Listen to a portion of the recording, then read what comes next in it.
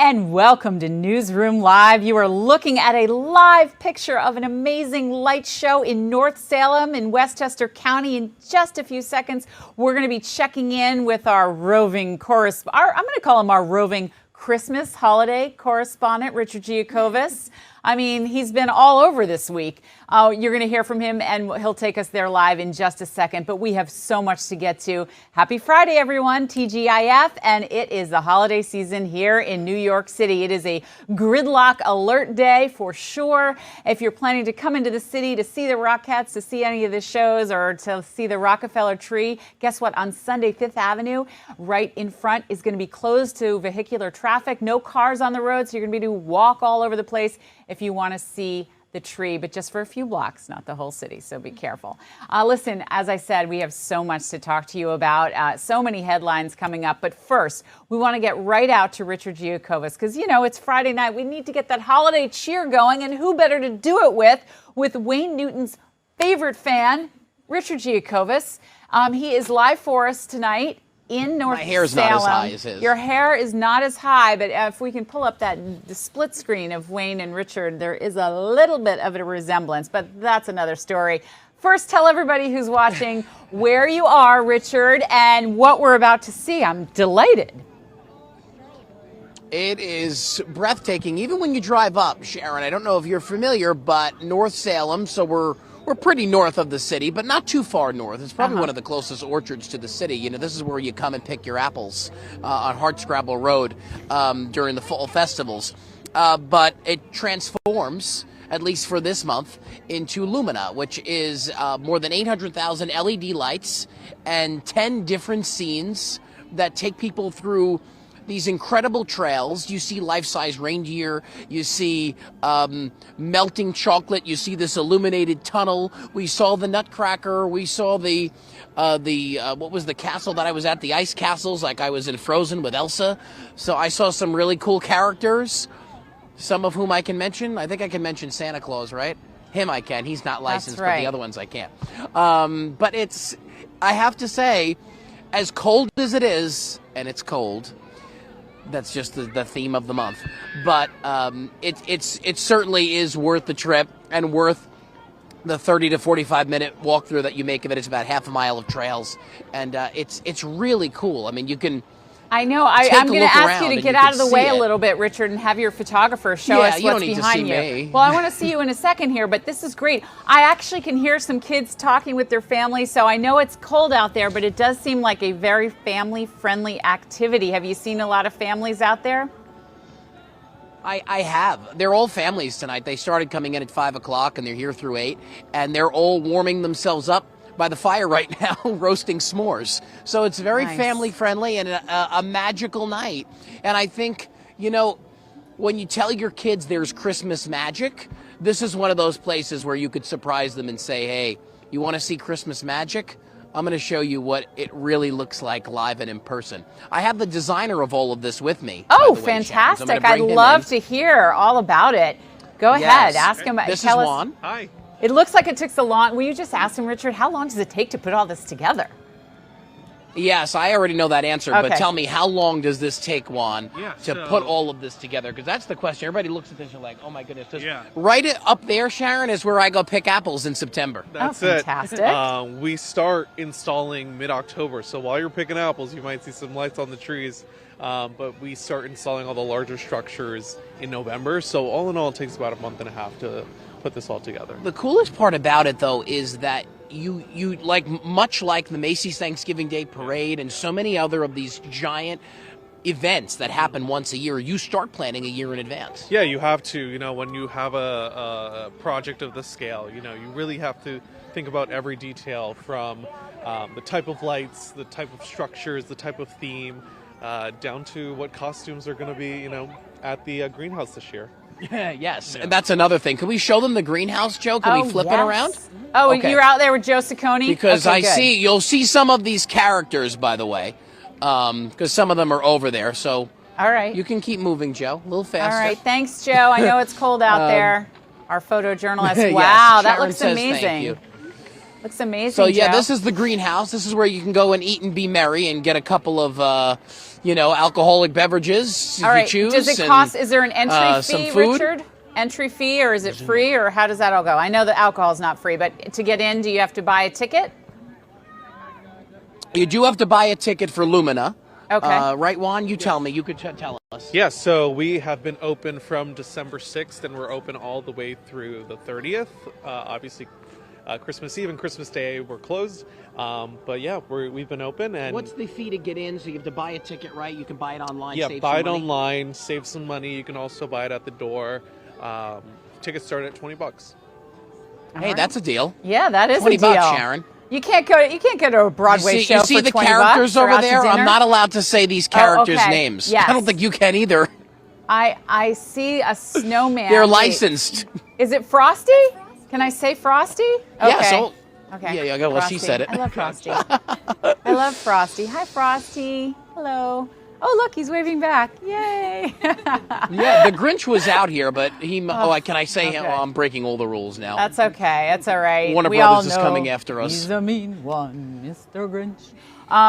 But this is like, I can love we show all them the roasting of the s'mores? Yes, come on. Yeah, We you're wanna gonna take see, us and you're there. gonna see the s'mores roast too. My How fun is favorite. this? See, Graham this is Pack, how you could stay. This is how you could chocolate. stay warm on a night. I always like a tonight. burnt marshmallow. I feel, Richard, that you might be a little nervous if the marshmallow's too brown. I need to What get do you warm. think? You need to get warm? What did you say? I want to know how you like your s'more. I said I go ahead and I let the flame cover the whole marshmallow until it's like black, but some people like it a little less toasted. I like it. No, I like it like you like it. But I'm just more of the Hershey's chocolate fan. So as long as Hershey's is on my s'mores, then I'm good. Listen, this has been a magical felt good little for 2 tour. seconds. Is there anything else you want to show us, Richard, or are we're going to let What you else go? Can we show them? We were on. I don't want to miss anything. So at 5 o'clock, we were. I know there is so much to see, and if we were mobile, we could probably need a take you drone. all the way up. But I we're not know. allowed to go up there now because there's so many people up there now. But Okay. at 5 o'clock we did, and there's just so. I mean, there really is so much to see here, and not to spoil it, but there are certainly some surprises. I met with Mr. and Mrs. Claus up there, so it's like a whole North Pole experience. Well, I hope you when gave you get them to your the top, list. and they kind of greet you. I have. Well, I've met Santa a few times over the past month, more than I thought that I would, and I've told.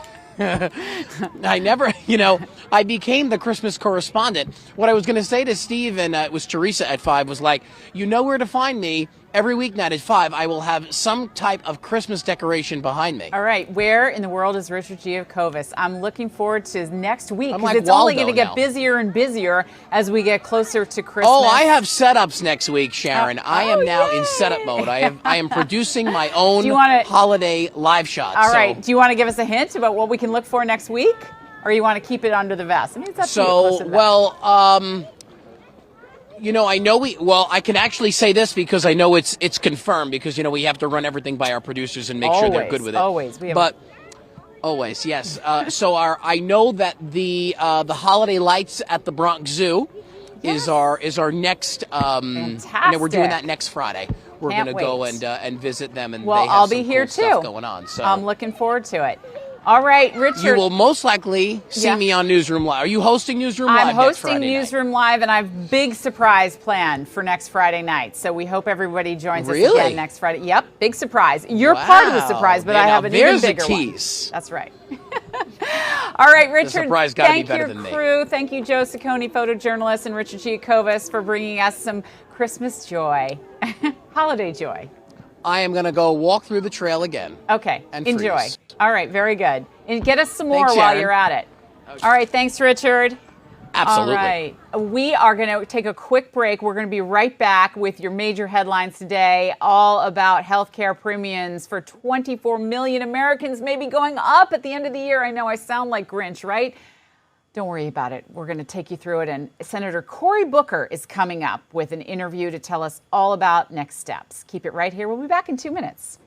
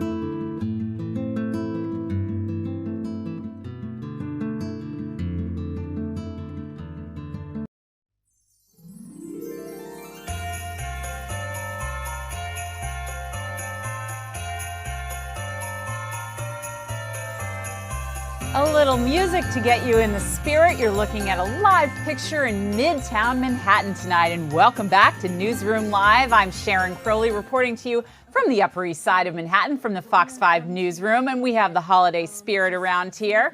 But as I did tease earlier, the Grinch could be coming for 24 million Americans. Let's take a live look now at the U.S. Capitol. Why? Lawmakers have not agreed on a deal to extend Obamacare subsidies and tax credits. You know what that means?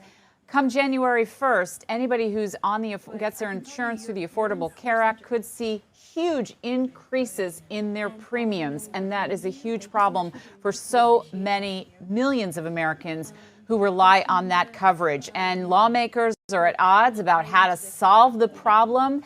Republicans say that Obamacare has too much fraud and they're faulting the Biden administration, and Democrats just want to extend a little further so they could hammer out a deal.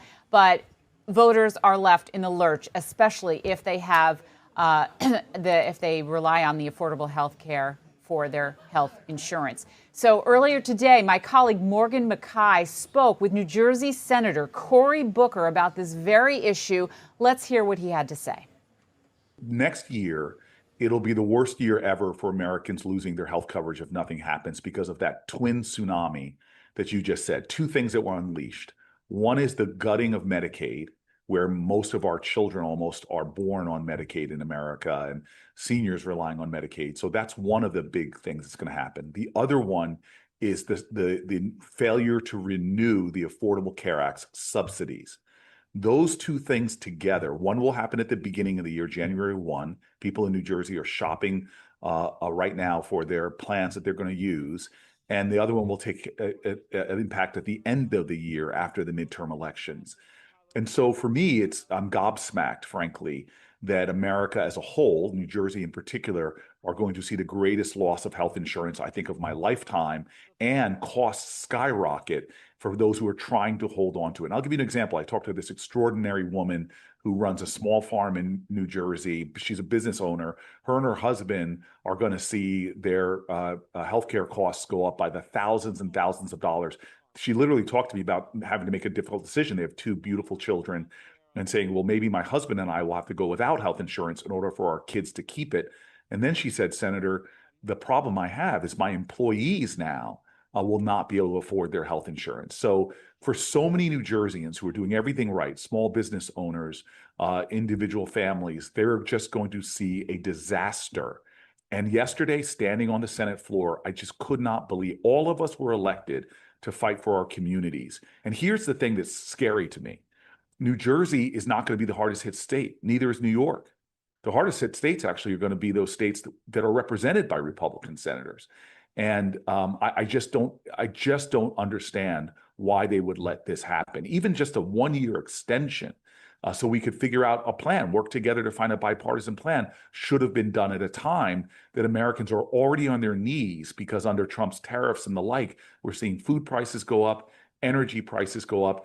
I just saw the data, unfortunately, for Christmas, with people buying less gifts, having less resources for the holidays. We are in a difficult time. We should not be putting more pain on the American people. Yeah, earlier this morning, I was actually interviewing the New York State Comptroller about the budget gaps that could be New York could be grappling with if these healthcare cuts go through.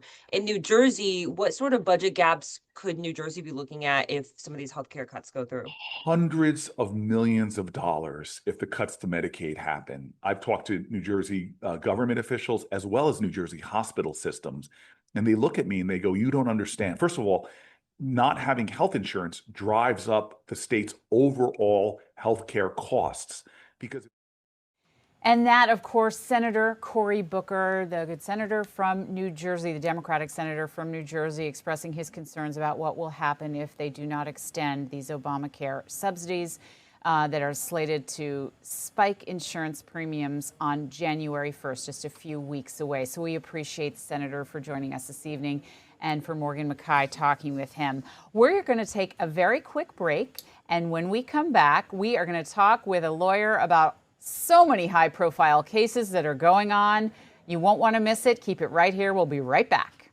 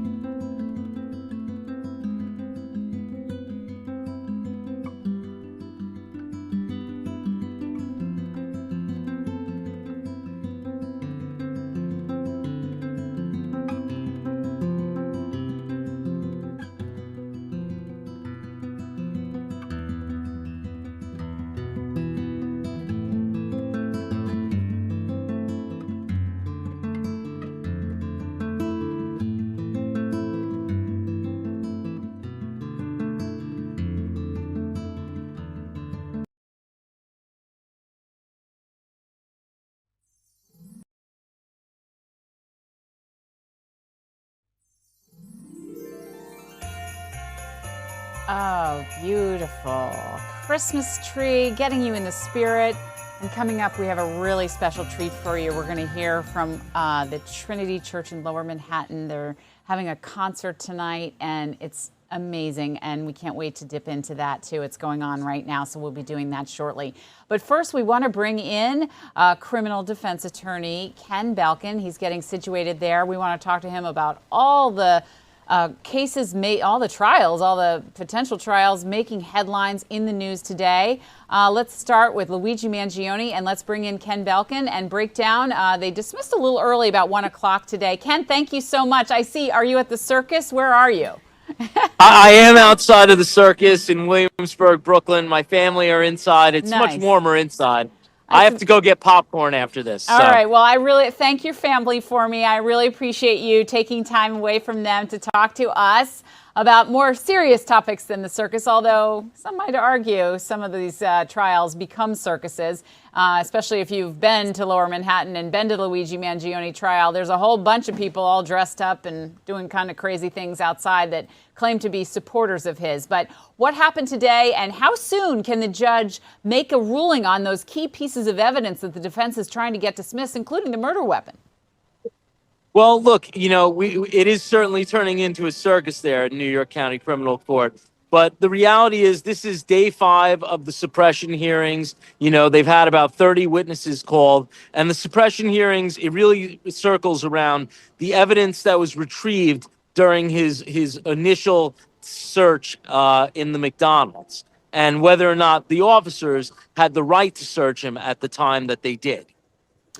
And it's really so crucial to the prosecution's case, wouldn't you say, to make sure that this the silencer and the gun and the manifesto that were found in the backpack that was originally searched by the Altoona police as he sat in that McDonald's there, I mean, that's pivotal. If that gets thrown out, what does that mean for the prosecution's case? Yeah, you've got very key pieces of evidence that were seized in his backpack. As you mentioned, the gun, his manifesto, which really details that this was kind of a politically motivated, really a terrorist attack. And you've got his checklist of things he needed to do, move at night, I think was one of them, pluck his eyebrows, change his shoes. I'm not sure if he plucked his eyebrows or not. They were looking quite good this week, I think, for the crowd there.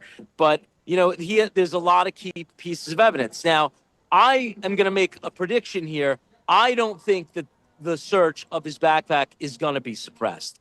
There is an exception. Normally, you need a warrant to conduct a search of that nature, but there is an exception for something known as exigent circumstances. And what that means is basically, in non-lawyer speak, some sort of emergency that necessitates the officers making an immediate search that they cannot wait to secure a warrant. And in this case, you've got someone who is wanted for a violent felony, the murder of a CEO on the streets of Manhattan, and who is presumed armed and dangerous. I think it is an exigent circumstance that they make a search. The police officers did testify.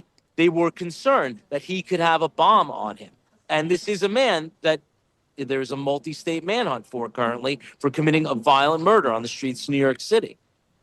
Yeah, it's really something. And there was, I remember that time. It was only a year ago. And I can remember how there was a nationwide search and there was fear among people that anybody, even in the healthcare industry, other CEOs getting extra security at the time. Do you have any sense as to how soon we might know what the judge is thinking? I think we're going to know within 60 days is the general rule. There's a lot of issues to unpack. The judge has to write a formal decision, and there are probably going to be some additional legal issues raised based on the testimony that came out at the hearings. So I would say in under 60 days is what I would give to that.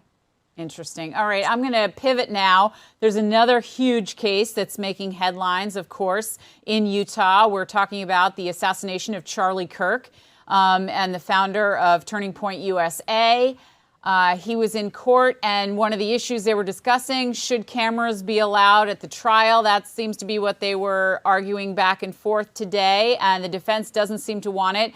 And I can tell you that it does appear that Charlie Kirk's widow does want cameras in the courtroom. She wants as much transparency as possible, as does, it appears, the prosecutors.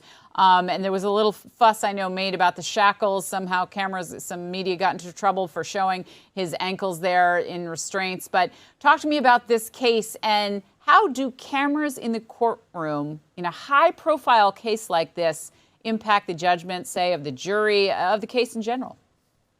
Well, look, I'm a big fan of sunlight being the best disinfectant, as said by someone much smarter than I. And I think transparency is what, Erica Kirk, who is the victim, really, him and his children are the ones most affected by this. And if she wants it, I think it's for a good reason. There's been a lot of conjecture, a lot of conspiracy theories tossed around on the internet about other people being involved, and it doesn't appear that way. The evidence seems pretty clear that this was the act of a single assassin. Some people may have known in advance that it was going to occur, and I think that's still being investigated.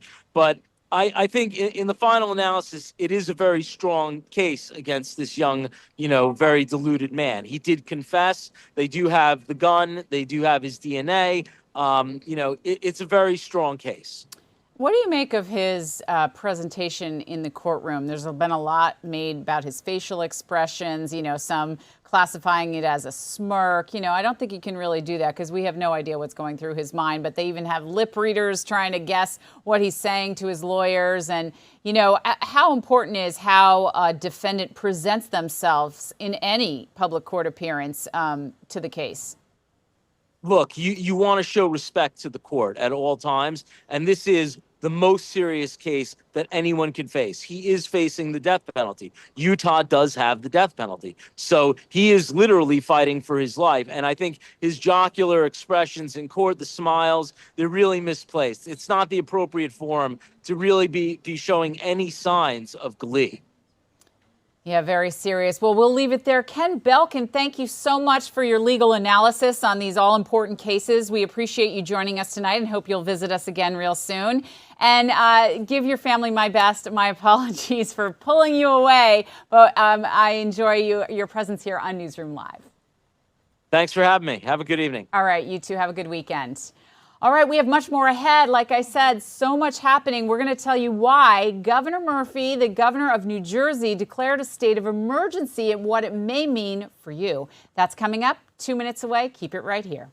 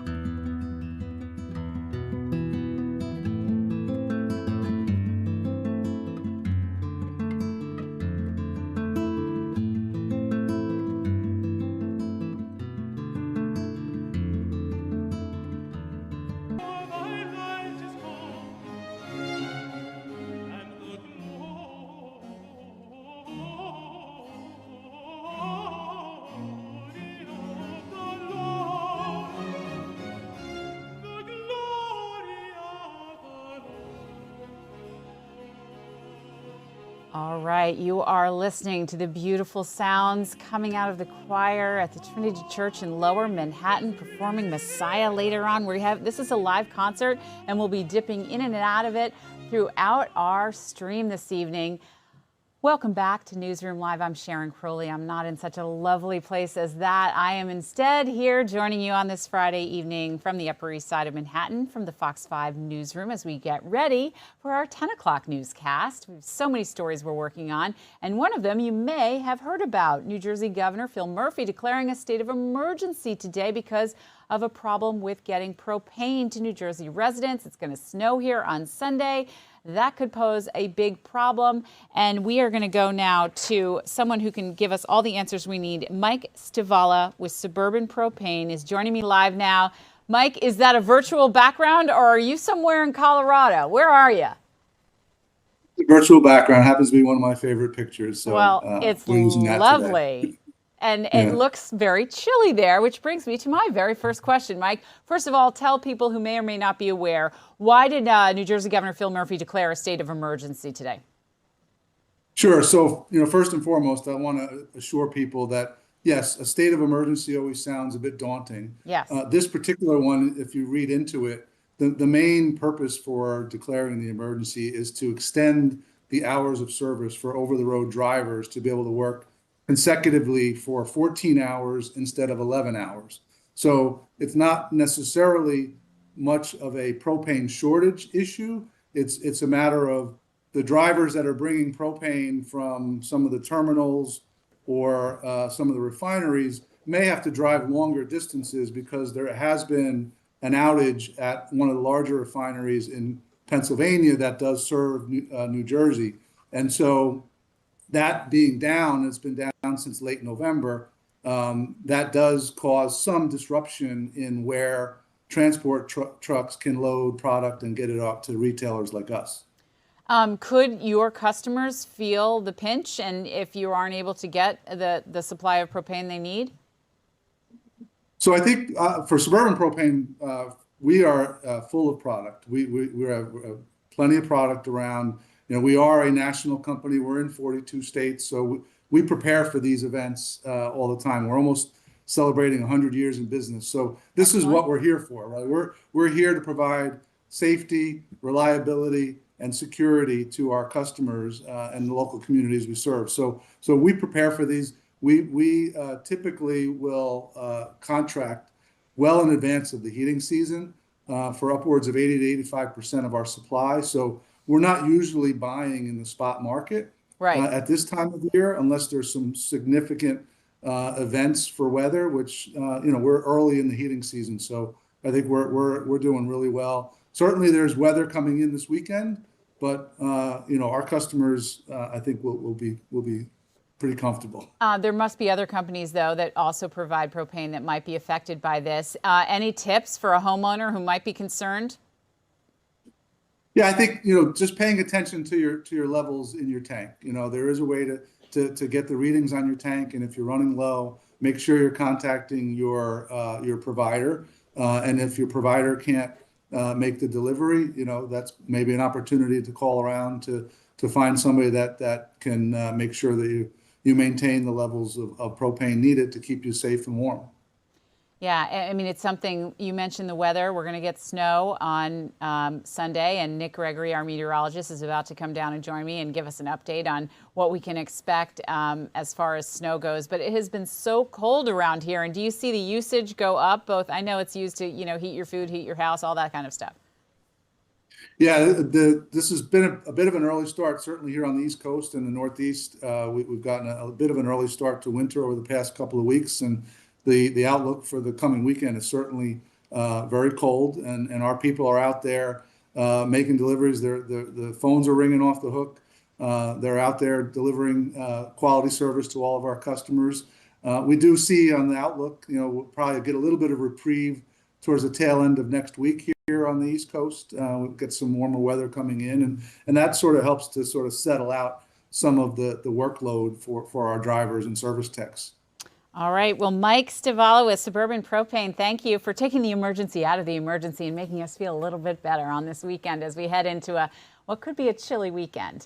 Thank you so much for joining me. Great. Thanks for having me. All right. Happy holidays. Happy holidays to you. That's great. I love the background. It's fantastic. I need to go to that Thank place. Awesome. Thanks, Mike. Appreciate it. Thank you. Take care. All right. I feel like you need a little holiday cheer. I know I do too. I'd like to dip back into they're still singing at the Trinity. Like, can we dip back into the concert real quick before we go to break? I feel like I need a little something.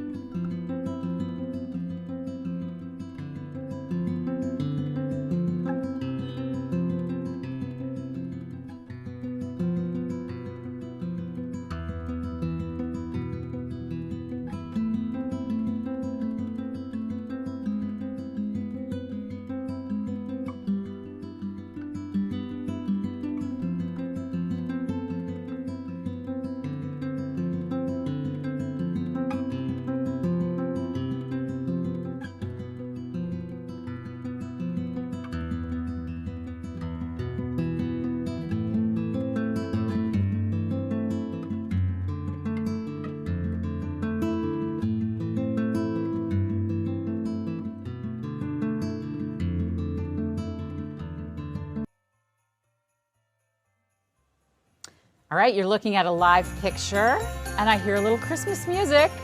You want to look at our newsroom? Tarek is on keyboard today. Let's see if he'll show us the newsroom. I'll wave to you. Hello, hello, hello. And Brianna's over here. See? And Jonah. Everyone's here. Sandy's here. You know, our team is growing. And guess who we have now? There he is. Yay! Nick Gregory, come on over. Come on down. I don't have any money to give you, but you know. Oh, I'm out of here. All right. Well, here, come mic up because. We're going right away? Yeah, sure. Why not? Okay. Why Well, not? you came right at the right time. All right. You want to? guess Which so. side do you want to be on? Over here. That doesn't matter. We have a lot to talk about, not just the weather, Either because side is just Tarek is. fine. This is. We're showing you how we make the sausage here. We're going to show you some think I fun need this things that are microphone. going. Yeah, you do. Do you want to be on this side? I don't care. Whatever you want. Well, you're a good dancer. We could shuffle. No, but you got to plug in over here, so that's I good. don't have my earpiece though. Oh, that's okay. So I'll tell you what's happening. What is your what are your elements? Links 1. Links 1. All right, ladies and gentlemen, you are watching how it really happens on live TV. We take you behind the scenes here at Fox 5 on Newsroom Live that you are watching on our Fox Local app. You're And watching me also, put in my microphone. that's right, on the Fox 5 NY YouTube channel.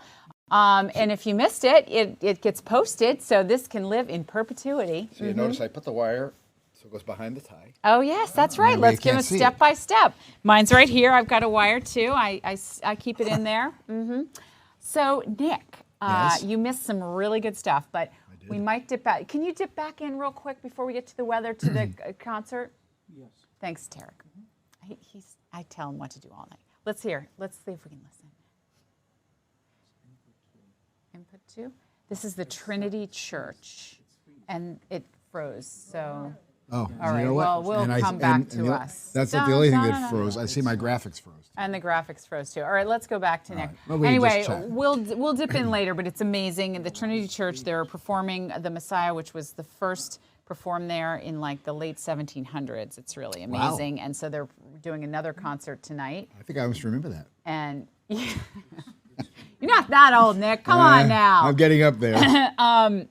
We're a little goofy tonight, I will let you know, because we started the whole show with Richard, and he's in North Salem at a light show, and we're LED just lights. SantaCon is tomorrow, so I have my. Oh, we have it. Oh, let's dip into the concert, and then we'll go back.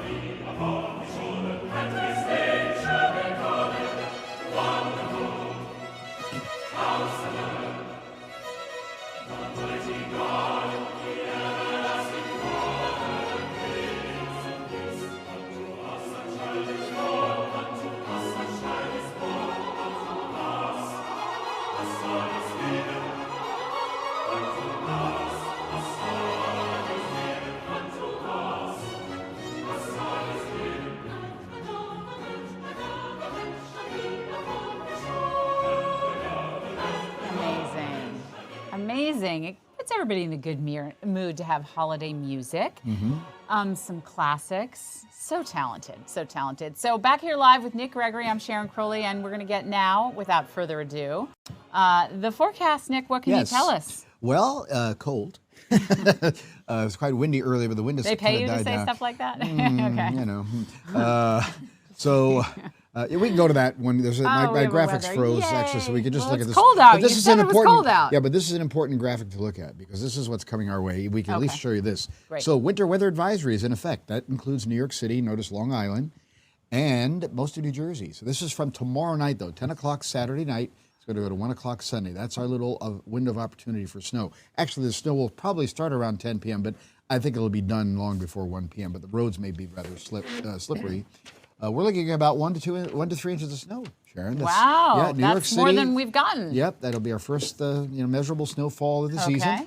That's for New York City, North Jersey, Long Island, southern Connecticut, and the lower Hudson Valley. Now, east of Long Island, and maybe as you head down into Monmouth County in New Jersey, like particularly getting south of 195, you may see up to 4 inches of snow there. So that's something we're going to be watching. And again, the time frame is later Saturday night. Yep, later Saturday night, should be done by 9 a.m. Sunday. But the problem is going to be that after the storm even passes, we have another shot of some really cold air. So the snow's going to stick around because it'll only get to a high of about 31 on Sunday and only about 30 on Monday. So that's going to make for some slick travel, which is why they issued this winter weather. Well, they're ready in our area. We're always ready for this, Nick. They'll have the salt trucks out. They'll be ready. You know, DOT all over the tri-state will be prepping for it just in case. Well, and the new thing, of course, they've been doing it the last couple of years is they pre-treat the roads so that it doesn't stick right away. Right? So that's another key thing. So don't be surprised if you see those little trails on the highways. Yes. Like those little trails. Yeah. That's their pre-treating the road with brine. Exactly. Well, everyone is still doing that. their Hanukkah starts on a Sunday. That's right. And there are gifts to be purchased over the weekend, so you might want to do that on Saturday, Tomorrow. right? Yep. Yeah, because Sunday again, even though the snow will come to an end in the morning, again the roads are still going to stay slippery all day because we're going to be below freezing. Oh yeah. Okay. So that's not ideal. Not ideal. And then it's cold again on Monday, and windy. Yeah. But there's good news too. Oh, I want to hear it. How do you feel about 51 degrees by Thursday? Feels like spring. It's going to feel like That's 70. Awesome. It's going to feel 50. But feels it like is 70. That's it awesome. is going to warm up. We have a little bit of a pattern change coming at the end of next week. So we're likely to see 50-plus degree temperatures by Thursday. It'll cool back down after that, but it won't get so that'll melt this the snow. cold. Yeah. Yeah. Oh yeah, for sure at that point. Yes. Well, Christmas shopping. If you're not ordering everything online and you're driving around, maybe you wait until it turns 50 degrees to start. I don't know. Well, you can. Last minute. You know, if there's anything left. Maybe it's it's procrastinator's weather. All right. So Nick, are we done talking about the weather? Because I have some other questions. I for can you. talk whatever you like. Okay. So I'm glad to hear it. Well, almost everything, but go ahead. Tomorrow is one of the most favorite days of the year for some. It's SantaCon. Have you ever Have you taken part or seen it? I am sad or proud to say I have not. Okay. I have my first time seeing SantaCon, and there they all. Everybody, it's for charity. I should tell you that. Right. They raise money for charity. Your ticket to SantaCon is there, where you buy your ticket, and then they give you the route. Although over the years, you can see right there why SantaCon has kind of gotten a bad rap, because some people get a little too ho with all the liquor and the drinking, and it starts in the morning. It's the eggnog, isn't it? It's the eggnog and whatever all else. So that has some consternation, some criticism from some New Yorkers and some businesses. However, the tradition remains, and the money does go to charity. And I will tell you, the very first time I was in New York City for work, I was in Central Park, and I looked to my right and to my left, and I couldn't believe I saw just like Santas everywhere, like sprawled out on the rocks. And I was like, what is happening? And then I got in the subway, and there was another subway car filled with Santas. So it is quite the image. If you've never seen it, you might want to stay home and stay safe, though. I was going to say. And just scroll social media, or you can probably watch it here on our Fox 5 NY YouTube channel to see some classic images from SantaCon. But I hope everybody behaves. I like that last option. Yeah. Stay home and watch it on YouTube. Yeah, and stay warm and all the rest of it. Sure. All right, Nick, I'm going to let you go. Okay. Since you don't have to get ready for SantaCon, you do have to get ready for the Fox 5 News at 10 o'clock, our I will forecast. be there. I'm looking forward to it. Okay, all me right. too. Thanks, Nick. Appreciate it. And now it's time. I want to hear a little. Don't go anywhere yet, because we want a little more. Is the concert still going on? Tara, can we show a little more concert as we go to break? Let's see. There it is. Thank you. Thanks, Nick. Ciao, ciao. Ciao, ciao.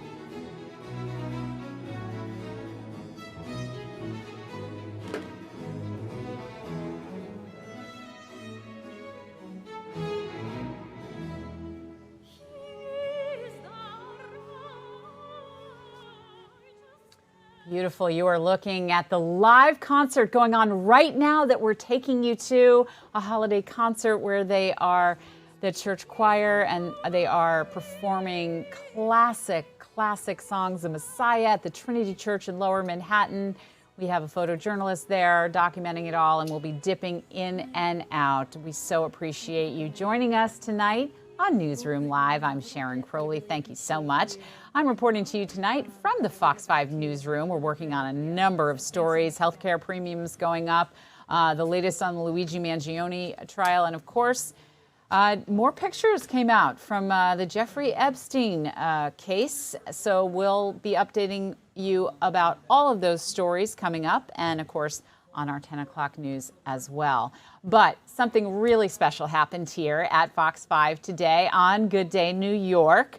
The entire team got together, really the whole station. They got together, partnered with corporations, including Goya, and raised more than $300,000 for charity in the time of need, helping the New York Food Bank. And really, people donated. Our viewers came and gave. They scanned the QR code. Good Day Cares was just a phenomenal, phenomenal success. So we're so proud of that.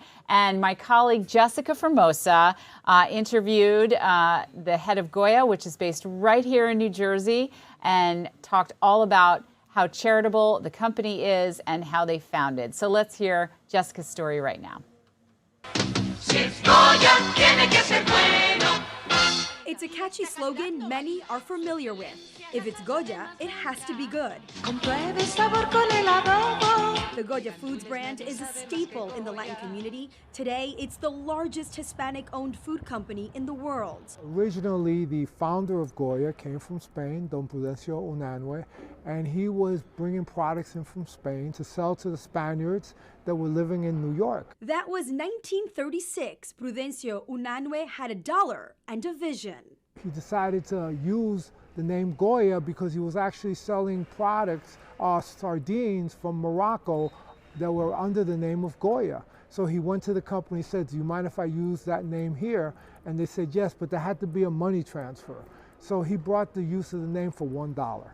Goya was born. In 1945, the family-owned business expanded, bringing in products from Puerto Rico, and the rest, as they say, is history. We also started in the community.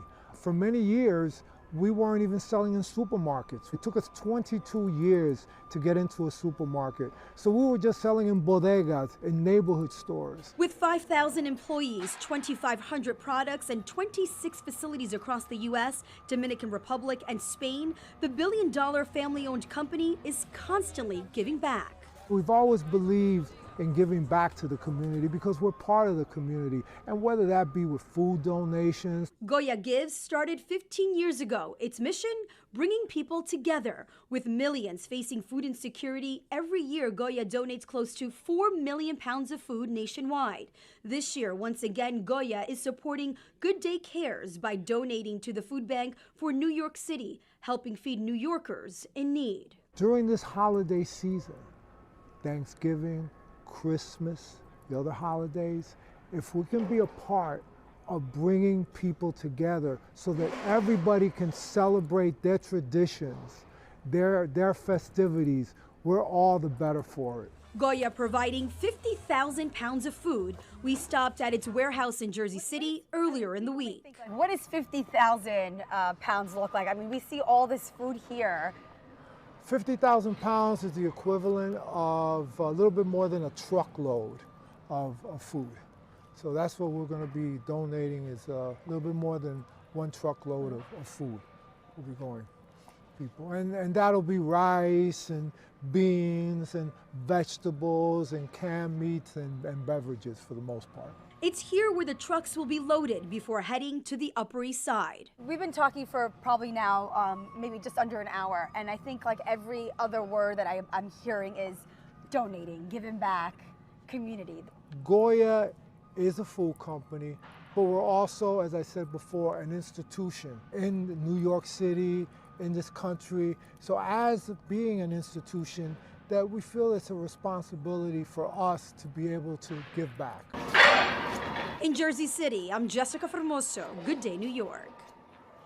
Amazing. Like I said, Good Day New York, Good Day Cares helped raise with corporations money for the needy, more than 300,000 meals. It's just so important, and we're so proud here to give back to the community and those in need. So that was today, and we'll have much more updates for you. And of course, you can find everything you need if you still want to give on our website. You just have to scan the QR code. So we appreciate it. Thank you so much. But as I said, it is the season of giving, of course, and it is the holiday season, and we want to take you around. How about a little Diker Heights? Are you in the mood for that? I feel like I am. Let's take a look.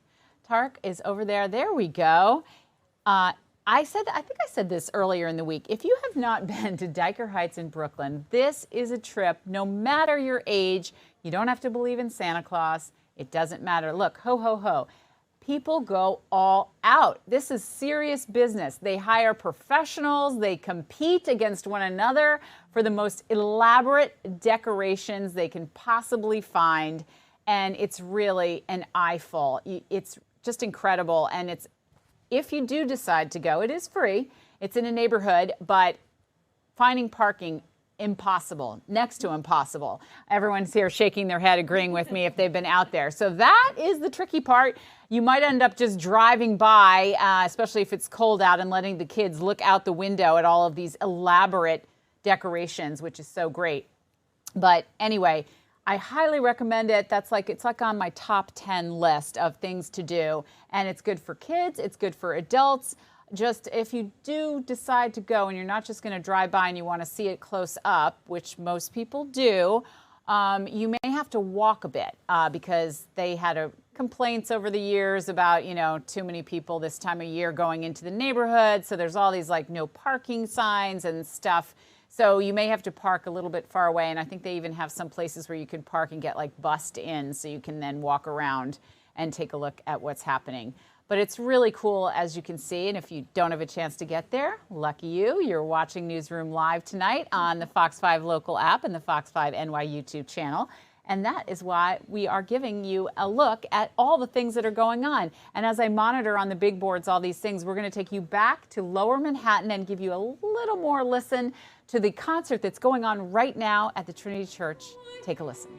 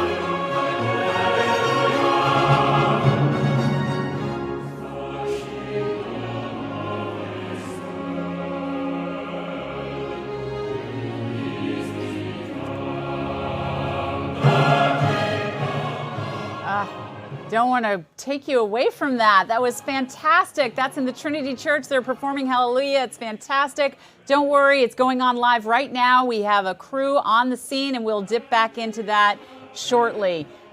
Welcome back to Newsroom Live. And this holiday season, we're trying to give you a feel of what's going on, live events all over the city, all over the tri-state area. Everyone getting ready for the holidays. Hanukkah is on Sunday. They're going to close down parts of Fifth Avenue so you can, just to pedestrians, walk around and have a little more room to see the Rockefeller Christmas tree. SantaCon is tomorrow. And my producer over here tells me, Brianna, that it's Elf Day today. So my apologies for not dressing appropriately. But I do have a little green on, so that's something. Anyway, welcome back. I'm Sharon Crowley. I'm reporting to you from the Fox 5 newsroom. And we do have a lot of news to get to as well, especially some major trials that are going on all over the country. I'm sure you've heard about it. I'm going to first bring in Randy Zellin, criminal defense attorney, legal expert extraordinaire. How are you? Thanks for joining me this evening on this Friday night. Can you hear me, Randy? I can. Excellent. Randy, let's talk about Michigan. Talk about a fall from grace from, an esteemed award-winning football coach now caught in a scandal. Sharon Moore is facing serious charges, and it appears he's just been fired. So his high-paying salary gone as well. Tell viewers, if they're not familiar, we'll show some video of what happened in the courtroom today. He had an appearance, which here it is right now, really shocking. He's in, this is a guy that was worth millions of dollars, and there he is, virtual hearing that happened today, a bail hearing, and he's in not orange scrubs, but white ones, a prison uniform. It really was a startling image, and he looks extremely troubled, obviously, in these images. And for fans of football, college football especially, amazing to see. And they won a bowl game. We're going to hear more about his career from Jen Williams in just a couple of minutes. But first of all, tell us, what happened today in court, and why did they have this appearance? Well, imagine you don't know anything and you ask me, so Randy, how was your day? Oh, wow, I got this home invasion case. Oh my God, you say to me, that sounds awful. What was your client trying to do? Steal? No. This was an ex. They had just broken up. Oh my God, well, what did he do? Did he smash the door in? Did he break in through a window? No, the door was unlocked. He walked in. Well, my God, did he hurt her? Did he try to hurt her? Did he threaten her? Did he attack her? No, he actually threatened to kill himself and did nothing to her. This case, I only hope, and of course, Mr. Moore is presumed to be innocent, but I can only hope that this case highlights the difference between criminal offense conduct and some kind of mental illness or mental health issue, and that we need as a society to recognize that we don't need to be the most jail-populated society in the world, that there are people who commit crimes because of mental health issues. I hear what you're saying, but according to the prosecutor in this case, the woman was traumatized. She was victimized the way she described it to police and on the 911 call, that she feared for her own safety as well as for his safety. Plus, there is an ongoing investigation, as you know. But based upon the evidence as we know it, okay, Mr. Moore threatened to kill himself. I'm not saying she shouldn't have been traumatized. If someone was in front of me and said they were going to kill themselves, and by the way, I actually have been in that situation with clients, it is traumatic. But what we do as criminal defense attorneys is that we look at criminal offense conduct on a spectrum. And you have one end of the spectrum where, okay, this is really overblown, it's overcharged, it sounds a lot worse than it is. And then you have the other end of the spectrum where it is as bad as it sounds. To charge Mr. Moore with a home invasion, this was not a home invasion. To charge him with stalking, it doesn't appear that he was necessarily stalking her. They were having an affair. They broke up. Clearly, He handled it badly. And then the third charge, the breaking and entering, again, he did not technically, yes, technically he broke in, because in Michigan, if you push open an unlocked door, that's breaking and entering. He did not break and enter in the real sense. This is someone who needs help. And I only hope to God that he gets the help, because to your point, this was a man who had everything. He was making close to $6 million a year, head coach of one of the most storied college football programs ever, the hand-picked successor to Jim Harbaugh, married, 3 children, seemingly living the ideal life. But unfortunately, you don't know what goes on behind closed doors. This is clearly a very troubled human being who needs help. Yeah, thank you for that analysis there, because it is definitely, I think, what makes this generate so much public interest in this case, because as you point out, the charges, while bad, are not as bad as we've seen in some of the other high-profile trials that we've been covering. And yet to see someone have it all, or appear to have it all, and then just in a minute lose it, does seem to be what's startling, at least the public, you know, to lose your... And today, I'm sure you're not surprised as a lawyer that the judge said that he could get bail with an ankle monitor and such, right? I mean, these are... No, it was the appropriate call. The purpose of bail is essentially and fundamentally to ensure that someone will come to court when he or she is supposed to. Then, depending on the jurisdiction, for example, federally, there's a second aspect to that, which is, are you a danger to anyone in particular in the community or to the community at large?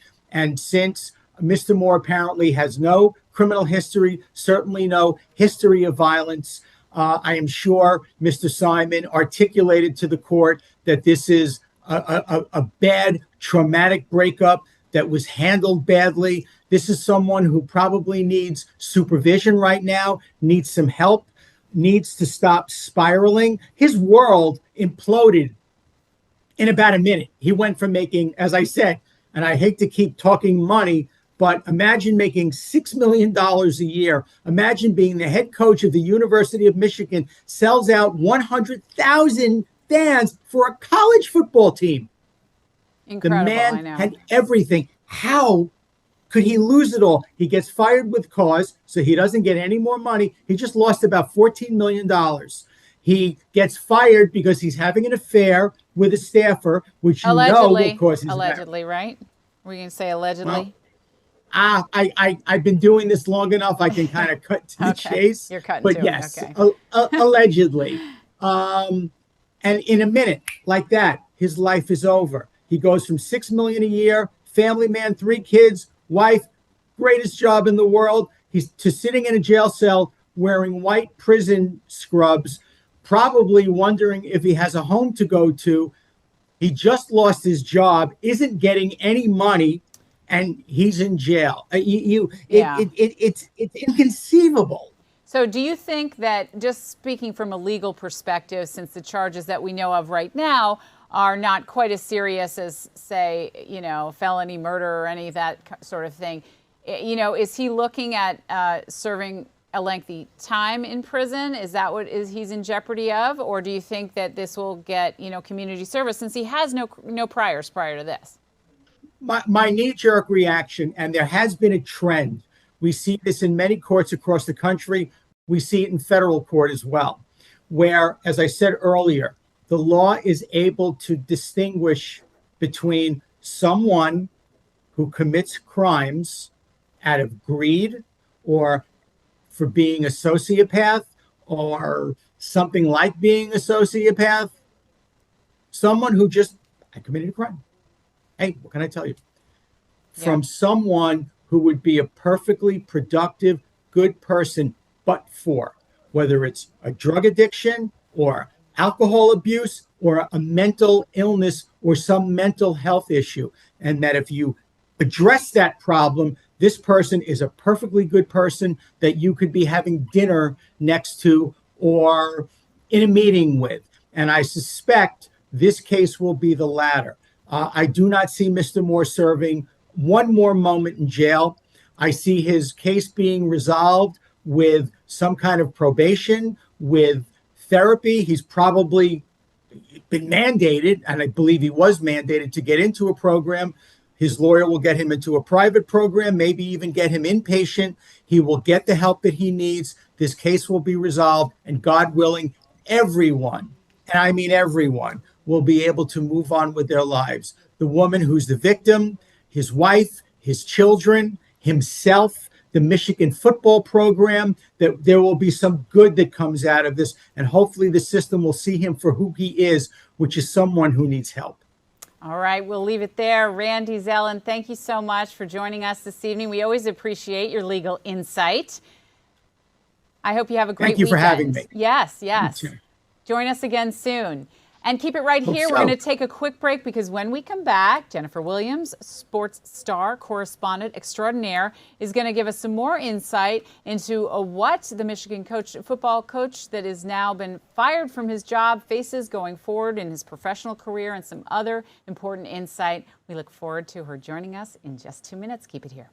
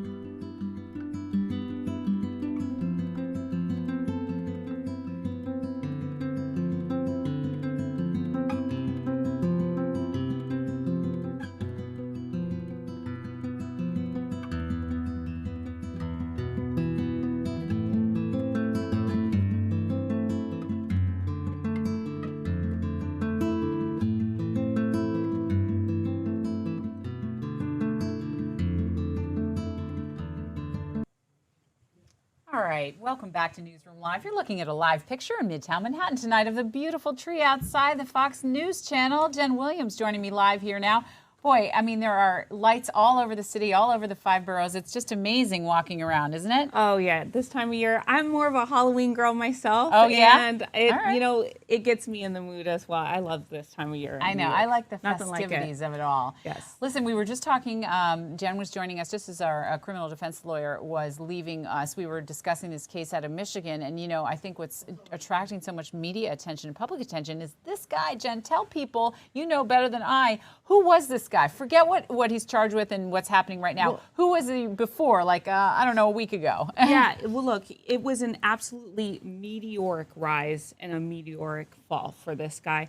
39 years old, dream job. Michigan is the winningest program in all of college football. He was the first African-American head coach at Michigan. And again, across the sport, it's a rarity. So he had broken all these barriers. He actually had started playing football as a junior in high school. He went on to play. He was a offensive lineman at Oklahoma, so he played under Bob Stoops. He has this pedigree. He succeeded Jim Harbaugh, who was with the program for 8 years, beloved. And during 2023, because Jim Harbaugh was serving some a suspension for that sign stealing scandal, he came in and took over for 4 games, went 4-0, and eventually, that's amazing. I'm sorry, I'm not a big college football fan, so I'm curious about this. And helped this team win a national championship that season. So after Jim Harbaugh, you win a natty, and then you go to the NFL. So after Jim Harbaugh went to the Chargers, the school decided, hey, next man up. Let's give this guy a shot. And again, at 39 years old, to be at the pinnacle. And 2 years into the 5-year deal, or? Yeah, just, again, a 5-year deal worth $27.5 million. The school terminated him with cause. So it's estimated that they don't have to pay him about $14.5 to $16 million. And again, it's just stunning. I think everyone is kind of in shock. It's just, again, and his last game that he coached for the Wolverines was a 27-9 loss to the rival Ohio State. Just adding insult to injury. And it's I think a lot of people, I don't think, could wrap their head around this just stunning fall from grace. Yeah, and so I want to ask you, Jen, I mean, we're going to talk about him, and then maybe we can talk a little bit about the team, but can you make a comeback? Suppose the legal troubles get put behind him, he's put on probation, or he mea culpa, or gets the mental or physical help that he needs. Yeah. Is there a chance that he could have a comeback? I mean, if he was so successful, at least for the 2 years as the coach there, no? I just think we're kind of living in different times now where, especially when it comes to domestic issues, it's, never say never. And look, we have audio of this disturbance, and we have her side. Yeah, actually, why don't we hear it? This is from TMZ. 561-553 for domestic.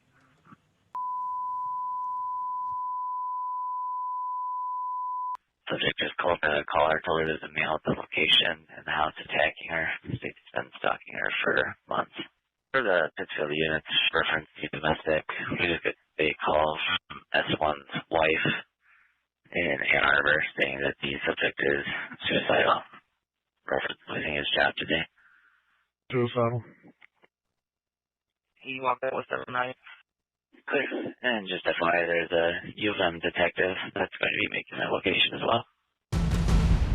Yeah, suicidal, stalking her for months. Those are the sorts of things we heard from that 911 call. Right. And again, look, she allegedly lives in an apartment complex. If there's no evidence he was there, that's the only way I could see him being able to make a comeback.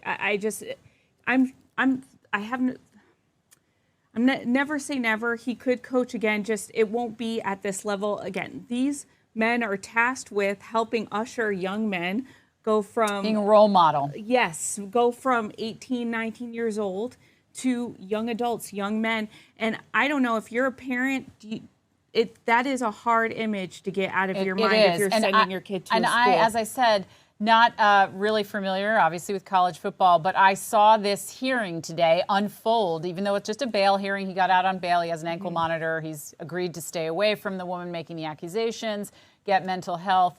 He looks like a very troubled individual. The stark contrast between that image there and just the images we're showing him on the football field, like two completely different people.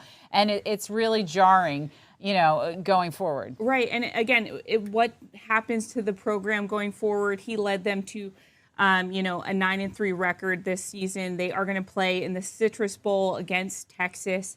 They have another coach, or? Yeah, Biff Poggi, who is the assistant head coach, he's going to be taking over once again. Exactly what, Sharon Moore was able to do, come in and have an opportunity and make the most of it. And I think that's what's just so tough for everyone to wrap their head around, is that this was an individual who was given an incredible opportunity. They rose to the occasion and were rewarded for it. And the Wall Street Journal is reporting that this relationship had been going on. There's texts, again, allegedly texts to confirm that it was going on for about text, phone calls, 2 years. Whether if he gets off on all these charges, that the optics are not great. I mean, if you're a parent and your kid is choosing between Ohio State and Michigan, and again, safety first, right. Yeah, well, Jen, thank you so much for your insight. I really appreciate you helping me understand just how big of a star, a rising star, this guy was before this happened. A groundbreaker. And a groundbreaker, breaking barriers. Thank you, Jen. I appreciate it. We look forward to your report tonight at 10 o'clock on Fox 5 on our 10 o'clock newscast. As we all in our newsroom get ready here, a lot going on, right? For a Friday night, there's a lot going on, a lot of high-profile trials. So thank you very much, Jen. We'll talk to you soon. We're going to take a quick break, and when we come back, we're going to go back over your headlines and give you some holiday cheer.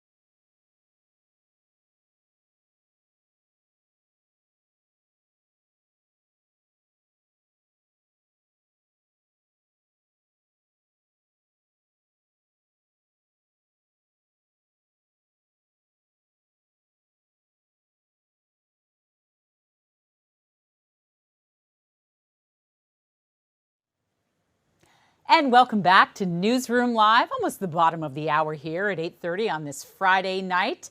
A busy news night, a busy news week, and a busy holiday week here in New York City. You're looking at a live picture in Washington, D.C. of the United States Capitol. Why? Because we have a big story to tell you about, one that is looming like so many things that happen in Washington. Lawmakers could not cut a deal. A couple of Senate bills failed, when it comes to extending those health care subsidies. 24 million Americans who rely on Obamacare could be at risk because come January 1st, those premiums are going to spike up significantly if lawmakers don't come up with a deal. We spoke a short time ago. My colleague Morgan McKay spoke with New Jersey Senator Cory Booker today. Here's what he had to say about the stalemate. Next year, it'll be the worst year ever for Americans losing their health coverage if nothing happens because of that twin tsunami that you just said. Two things that were unleashed. One is the gutting of Medicaid, where most of our children almost are born on Medicaid in America and seniors relying on Medicaid. So that's one of the big things that's going to happen. The other one is the failure to renew the Affordable Care Act's subsidies. Those two things together, one will happen at the beginning of the year, January 1. People in New Jersey are shopping right now for their plans that they're going to use. And the other one will take an impact at the end of the year after the midterm elections.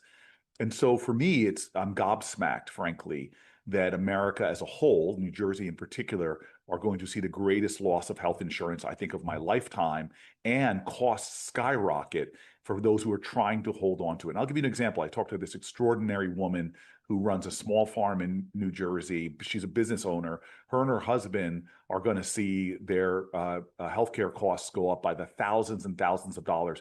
She literally talked to me about having to make a difficult decision. They have two beautiful children and saying, well, maybe my husband and I will have to go without health insurance in order for our kids to keep it.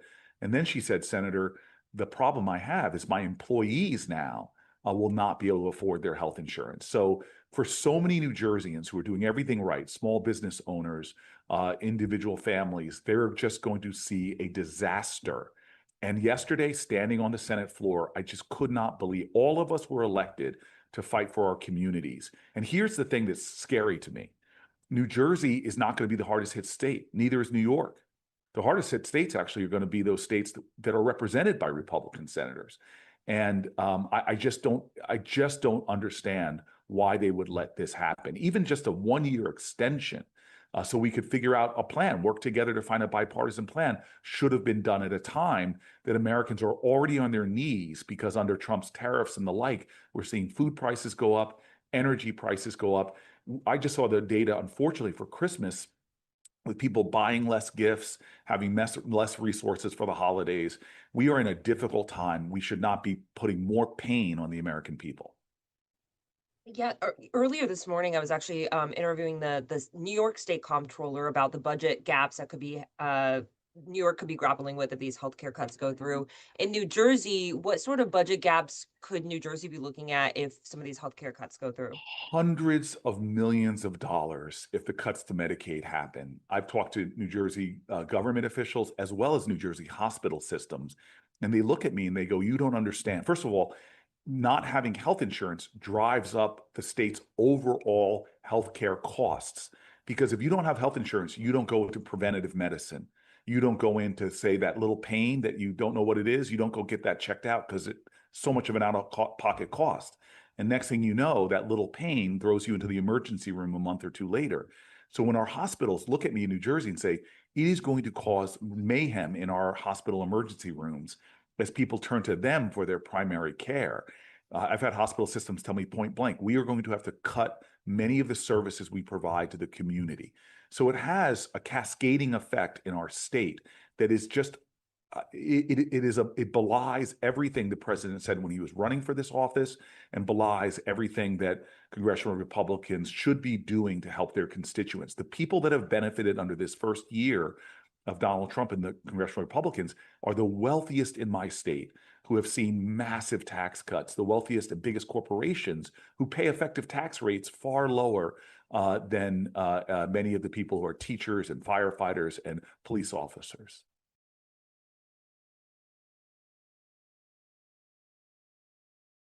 All right. You're back here watching that. You were just listening to New Jersey is Democratic Senator Cory Booker outline what he thinks will happen if these health care subsidies are not extended. Joining me live now is Lorelei Salas. Thank you so much for joining us in. You're a professor and an expert to tell us all things health care premiums and what's happening now. Most people are watching what's happening in Washington and, just disappointed that the Republicans and the Democrats can't get together. This is not a new issue. Let's face it. This healthcare premium subsidies has been going on for years under multiple administrations. Almost immediately after it was passed as Obamacare, people started criticizing it, saying they were going to fix it, they were going to change it, all kinds of things. So tell people, first of all, about this January 1st deadline. What is in jeopardy? Well, for many, the deadline is actually this coming Monday, December 15th, which is the deadline for which in many states you need to sign up for 2026 coverage. And so many people already are aware that their premiums are going to double and are waiting until the last minute in many cases to see if a deal happens, right? Now, in some states, you might see people still registering through the end of January, but the reality is that many families of the 22 million Americans that are purchasing insurance through the exchange are about to see their premiums double and in some cases go up by far higher amounts. What are the sticking points? What do Democrats want? What do Republicans want? Well, the Democrats want to extend the ACA subsidies for 3 years without any modifications to the existing protections for people, while Republicans argue that they would rather give the money directly to consumers so that they can purchase their insurance directly and use that money. However, the reality is that we don't have a lot of details on the proposals by House Republicans, and the money that they're offering is not going to be enough to compensate for people's higher premiums. The estimate is that families are going to be paying maybe $2,000 more each year in higher premiums. So the money that right now Republicans are talking about is insufficient to help people cover the plans that they have right now. Yeah, it's, and Republicans had pushed back and said that the Obamacare had some fraud and the COVID payments the subsidies that were put into there, they're crying fraud, and there may or may not be the case. But again, Republicans and Democrats have to come together to come up with something. And there had been some movement after the two bills failed in the Senate that the House, had a bipartisan agreement and they were going to try to come up with something. But I mean, they're going to go on recess pretty soon. And it doesn't seem like anything's going to get to the floor and pass before then. What do you think? Yeah, we are running out of time, right? And as we know, Americans are facing large amounts of medical debt already, about $50 billion in their credit reports. And so I really am very concerned that this problem of medical debt will continue to balloon because people are going to have to choose whether they purchase insurance and get health coverage or they put food on the table. Yeah, really rough. How much do you think the premiums would be going up by? Do you have any sense of a percentage? Is it double? Is it by a third? Is it by 10%? I mean, what are we talking about here? We use big TV words like soaring and spike, but what does it actually mean? Yeah. So it really is going to depend of the number of people in the household and the income, right? But the estimates are that for a family of 4 with about $80,000 a year of income, the premiums are going to more than double. So if they're paying $260 today, and that's the average, that they will pay about $560 going forward. So that's $300 more a month that they'll need to get from somewhere. We also have another problem facing. We just had a government shutdown, and they finally agreed to reopen the government. But guess what? At the end of January, they're facing a deadline for another government shutdown. Could all these things, I mean, do lawmakers, I know they're going to go on break and not do probably anything before the holiday, but if they come back after the first of the year and really get something together and either agree to extend the health care subsidies, like, people wouldn't suffer too much, right? Or we don't know. Well, it's yet to be seen what happens in January, right? As you mentioned, the shutdown was causing a lot of problems for working families, people who are going without SNAP benefits or weak nutritional assistance, and or being able to apply, find new applications for Social Security retirement, right? Because the offices were closed. So I think that there's going to be a lot of work in January if we want to actually make sure that working families, again, can keep up with all of this higher these increases in their expenses in their monthly budgets. And there's time, I guess, and I hope that we get to a resolution, but it has to happen now.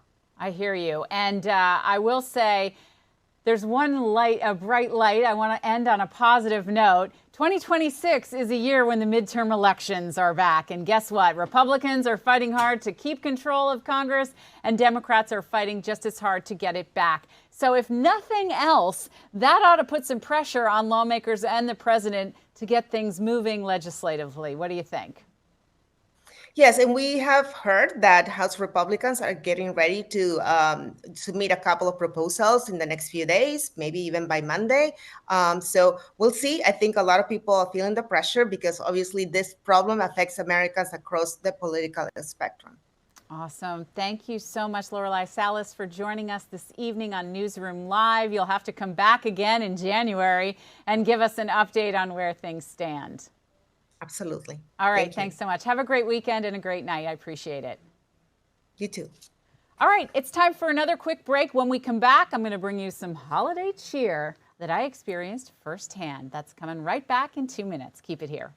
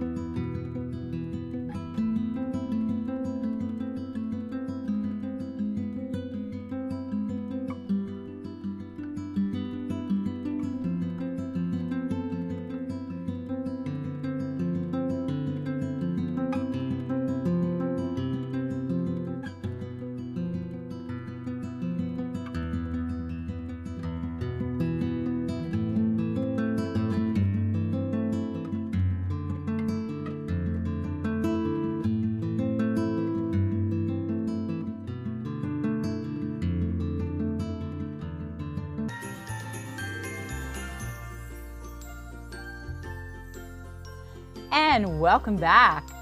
We are here, Newsroom Live. You're looking at a live picture of Midtown Manhattan tonight. We try to take you all over the city and give you an inside look on how we are getting ready for the 10 o'clock newscast tonight on Channel 5. And we thank you for watching on the Fox Local app and the Fox 5 NY YouTube channel. I'm Sharon Crowley, along with Tarek is on the keyboards, and Briella, not Brianna. Brianna, we have a Briella. There we are. We'll wave to the audience. A little behind the scenes. We can go 360, Tarek, if you want to, but okay, we'll keep it here. But right now I want to tell you about some of the folks that get up in the middle of the night and work for us. Good Day New York. You know Rosanna and Kurt. Well, guess what? Today they did a very good deed, and not just the two of them. The entire team raised money for charity. Such a good cause. They called it Good Day Cares, and you, our viewers, scanned the QR code and donated food and money, and we so appreciate it. So much money raised, more than $300,000, and for such a worthy cause. So many meals to so many needy families in our area. Jessica Formosa gives us an inside look at the corporations we partnered with to help others. It's a catchy slogan many are familiar with. If it's Goya, it has to be good. The Goya Foods brand is a staple in the Latin community. Today, it's the largest Hispanic-owned food company in the world. Originally, the founder of Goya came from Spain, Don Prudencio Unanue, and he was bringing products in from Spain to sell to the Spaniards that were living in New York. That was 1936. Prudencio Unanue had a dollar and a vision. He decided to use the name Goya because he was actually selling products, sardines from Morocco that were under the name of Goya. So he went to the company and said, do you mind if I use that name here? And they said yes, but there had to be a money transfer.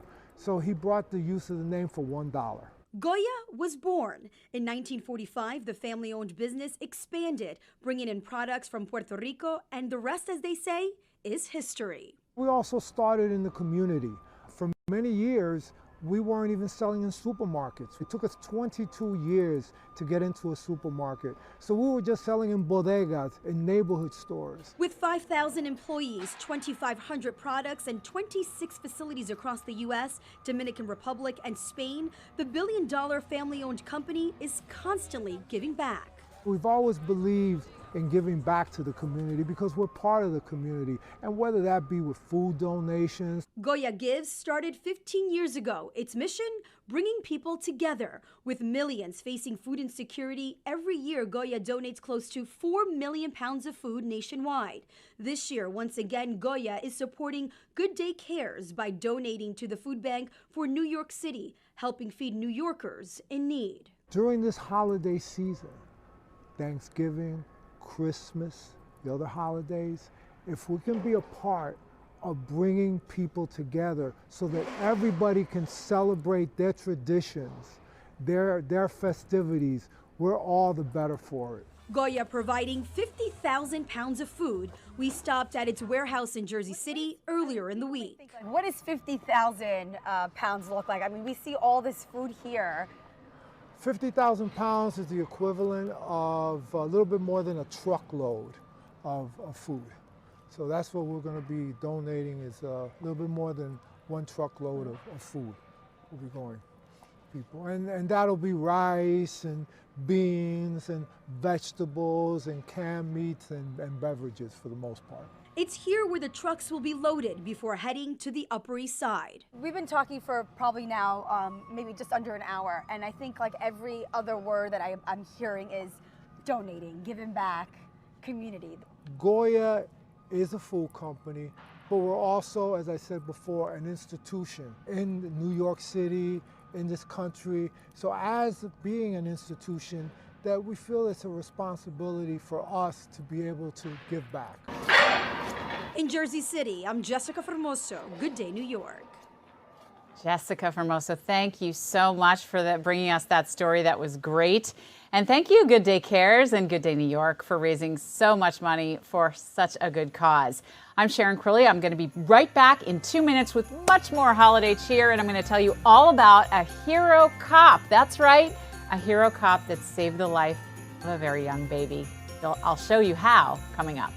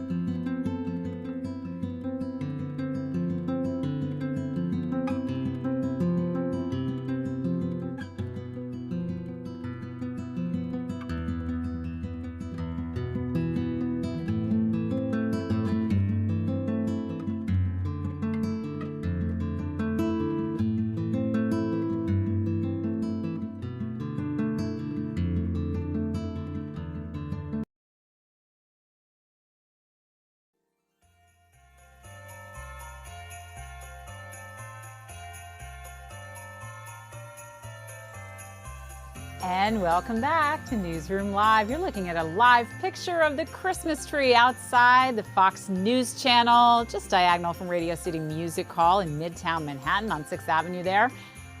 We call it the mothership, that's right. We take our instructions.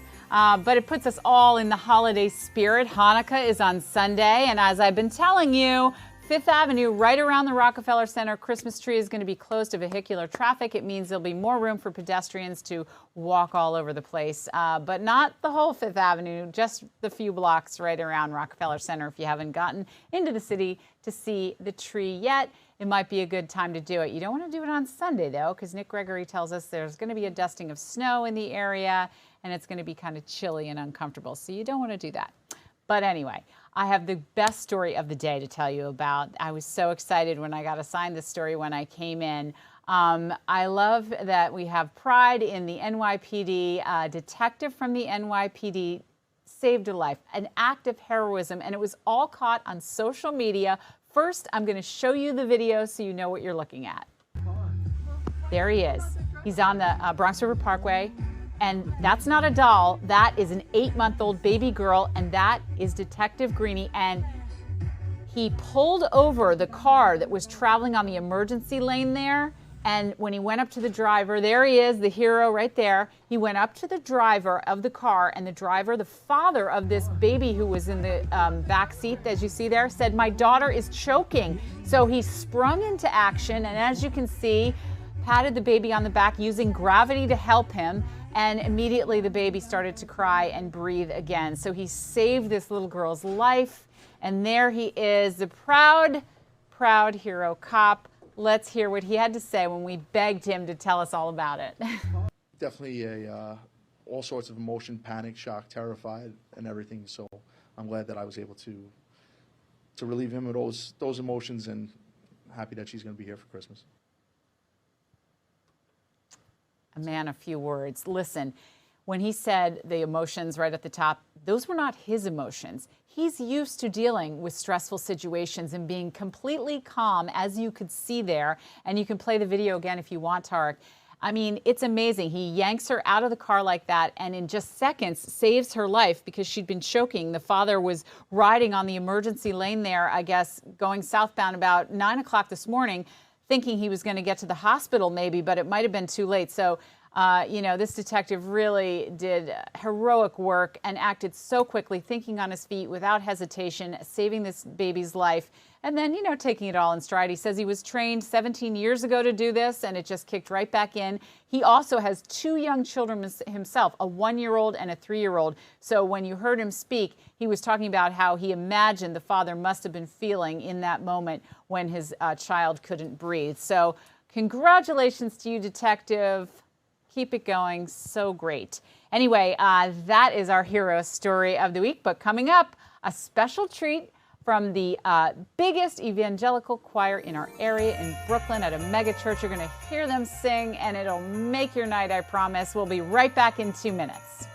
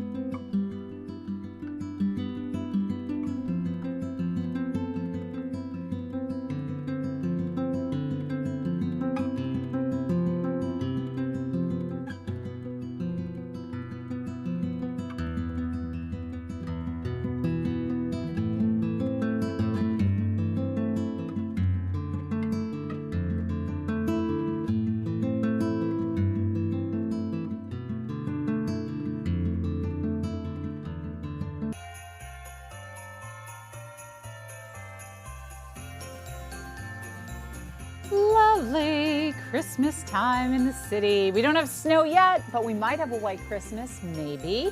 I don't know, we'll see, but we might have a little dusting or maybe more on Sunday, according to Nick Gregory. Welcome back to Newsroom Live. As promised, I want to leave on a high note, so I'm going to take you to the Christian Cultural Center in Brooklyn to hear the most fabulous, world-recognized choir releasing professional music in just a few weeks. Take a listen.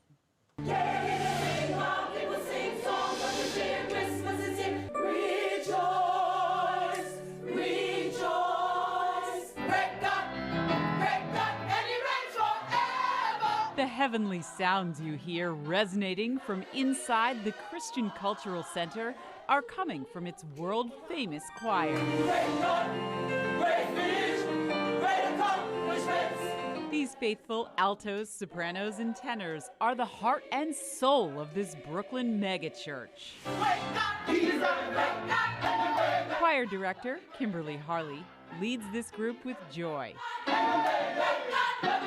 It just uplifts. It's like medicine. I mean, it's amazing what music does to you and how it just empowers you. And it's like a connection, you know, it's something, but like I said, it's from God. It is. It has to be. Remember, that's 1, 2, 3, 4, 5, 6. The choir practices all year round, and next year even plans to release Christian music. This Christmas season, choir practice includes caroling. Karen Duncan is an alto. I wouldn't change being a part of this choir. I wouldn't change having music being so impactful for me. Because when there's no music, when there's no sound in your life, I think it changes your experience of who you are and how you express yourself. You can see clearly what God can do in your life. Pastor A.R. Bernard founded the church nearly 50 years ago. He grew it into the largest evangelical church in New York City. In September, though, his son Jamal took over as the head of the church, ordained as the senior pastor with his father's blessing. Being a part of the choir is bigger than just singing. It's like, how do we help develop the individuals in that choir? The camaraderie and, yes, the family, among them. the community. Yeah, it's just something different happens when they get together and start volunteering and singing together. It's amazing. Inside this room, they're practicing more than just music. Some of these choir members have known each other for years. It's about friendship, fellowship, and deepening their faith. I can't imagine a church without a choir. Because without the choir, what do you have? I mean, the word is wonderful, but let's be lifted up. Let's praise Him. Let's praise God. That's what we're here for. Praise to Amen. Oh, yes. Amen. See, that'll lift your spirits, just like I said. Get you ready for your weekend. And here's another sight and sound of the holiday season. Let's go to Dyker Heights again, shall we? Why not? Let's take a quick look. You just can't get enough of this. Dyker Heights in Brooklyn, if you haven't brought your family there, I was saying it's free, it's easy, but there's no parking. But it's amazing to see the effort they put into this. Lots of them hire professionals to, compete with their neighbors. You'd have to, right? Really beautiful, yeah. Tarek's been there, I've been there. Have you been there? Yes, our team has been there. It's worth every visit. We have one more event beyond Dyker Heights to share with you. Tomorrow is SantaCon. It's not New York's proudest moment, but it is kind of fun, especially if you have Saturdays off and you're under the age of 25. But behave yourself. The money does go to charity, though. There they are. And you might, if you're not taking part, you inadvertently might see them on the subway, in Central Park, on the rocks, anywhere, just kind of meandering about. But I will tell you, they are trying to, the premise was to raise money, for charity, so we appreciate it. And what else can we show our viewers? We have 1 minute to go. Don't go anywhere. There's one other thing I want to tell you about. Fifth Avenue, as I said, will be open to pedestrians if you want to go see the Rockefeller tree. And if you want to see the tree on 6th Avenue, if we show them that, that is right outside the Fox News channel, and you don't have to have a ticket, but it will be crowded there too. This remains a gridlock alert day, and as Nick Gregory told us, on Sunday we could see snow in our area, so not so great for driving. So if you're going to do some shopping, and happy Hanukkah, because that starts on Sunday, and all of the above. And I just want to leave you with, we have a very special surprise coming up next Friday, and we have a Finding Faith special on Christmas Eve and New Year's Eve. So you're going to want to hear more from the choir and so many more stories that I've been working on. So join us tonight at 10 o'clock for the Fox 5 News. Thanks for watching Fox 5's Newsroom Live. We're now joining Live Now's non-stop stream of live and breaking news. Today was the gathering of all of these elected officials for the first time. We'll continue to be in conversation moving forward, and also we'll broaden a lot of this outreach efforts to ensure that they include every single part of the city being represented by an elected. How are you communicating with the others? Slack channel, what's the mechanism that you are communicating with that? I won't lie that I am active on Slack at this moment. What I will say is that I have been having a number of meetings with elected officials, both those who were included in today's committee, but also beyond that. Those have been meetings individually, collective meetings, and frankly, they are all geared towards ensuring that we're building a city government that is responsive to the needs of New Yorkers wherever they live across the 5 boroughs. Because I've also heard an exhaustion from many about the ways in which they've been left behind by our politics, and I want to work with every elected official to change that. Thank you, guys. Thank you. What was the purpose of having prominent politicians like Letitia James sit and watch a PowerPoint presentation? Do you think that was the best use of their time, and what do you think they got out of watching this? And on the appointments... I'll just do the first question. Yeah. I appreciated Attorney General James being here. She's been an incredible partner in the work that we have done and building of the coalition that we have, and I think that she continues to show us what it looks like to fight for working class New Yorkers. Thank you, guys. Decisions on the appointments? All right, let's hit a commercial break. Our coverage